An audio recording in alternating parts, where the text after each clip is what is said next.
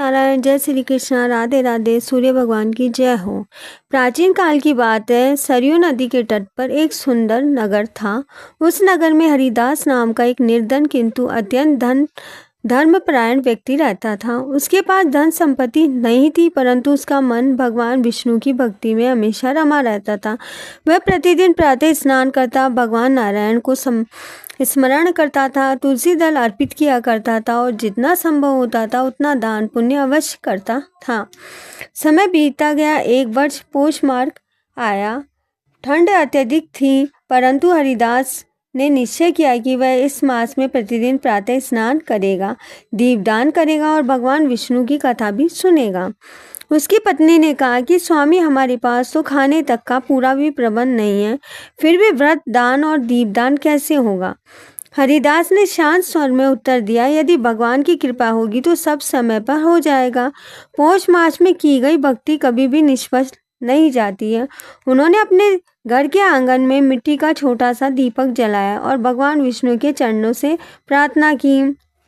उसी नगर में एक सेठ भी रहा करता था जो अत्यंत धनवान था किंतु अभिमान से भरा हुआ था। वह निर्धनों का उपवास किया करता था और दान को व्यर्थ ही समझता था। एक दिन उसने हरिदास को ठंड में नदी में स्नान करते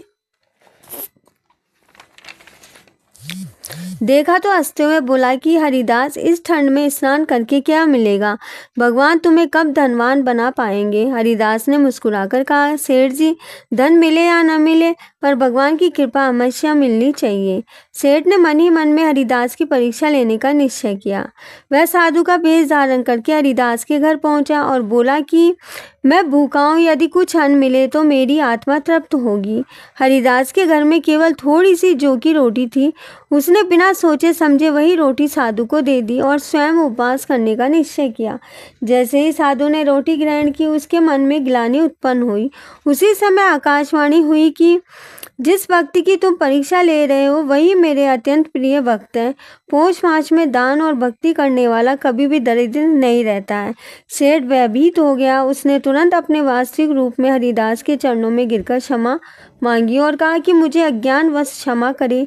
आज मुझे पौष मास की सच्ची महिमा का ज्ञान हुआ है। उस दिन से सेठ ने भी पौष मास में व्रत और दान करना आरंभ कर दिया। श्रवण कथा भी प्रारंभ कर दी। पौष मास की एकादशी की रात्रि हरिदास भगवान विष्णु का ध्यान कर रहा था। अचानक उस घर में दिव्य प्रकाश हुआ।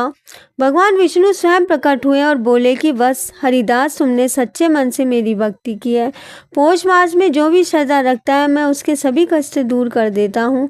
भगवान ने उसे वरदान दिया है कि उसके घर में कभी भी अन्न धन की कमी नहीं होगी और उसका जीवन सदैव धन के मार्ग पर चलेगा। अगले दिन नगर के लोगों ने देखा कि हरिदास का घर समृद्धि से भर गया था, किंतु उसके स्वाभिमान में कोई भी परिवर्तन नहीं आया था। वह पहले की तरह विनम्र और दयालु बना रहा। इस अध्याय से हमें यह शिक्षा मिलती है कि पौष मास में की गई भक्ति का फल अनेक गुना बढ़ जाता है। सच्ची श्रद्धा और धन से नहीं, भाव से होती है। दान वही श्रेष्ठ है जो बिना दिखावे के किया जाए।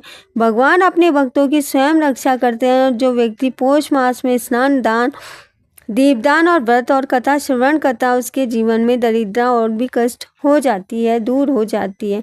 हे भक्तजनों, यह भी पौष मास की कथा का 9वां अध्याय है और श्रद्धालु इस कथा को सुनता है या सुनाता है, उसे भगवान विष्णु के विशेष कृपा प्राप्त होती है।